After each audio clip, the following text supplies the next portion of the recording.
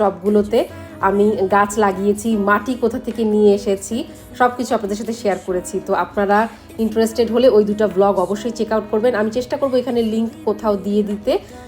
আর এইগুলো হলো আমার টমেটো। এবার ইন টোটাল 3টা আমি টমেটো গাছ লাগিয়েছি। দুটো হলো চেরি টমেটো বা বেবি টমেটো, এবং আরেকটা লাগিয়েছিলাম আমি রাপুনজেল টমেটো, মানে একটু সাইজে বড়। এই ছোটো ছোটো টমেটোগুলো কিন্তু খুবই মিষ্টি হয়, সালাদে পারফেক্ট লাগে। আর রান্নাও করতে পারেন সবুজগুলো দিয়ে, বাট সালাদে খেতে বেশি ভালো লাগে। আর মরিচ গাছ, এটা কিন্তু কেনেডিয়ান মানে বিদেশি মরিচ, এটাকে কায়েন পেপার বলে।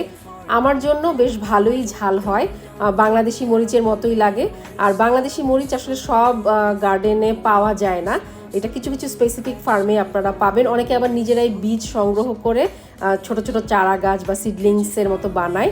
আর এবার প্রথমবারের মতো অনেক শখ করে আমি বেগুন লাগিয়েছিলাম, তো 4টা বেগুন আসছে ইন টোটাল। এখানে 2টা ছোট ছোট বেগুনের চারা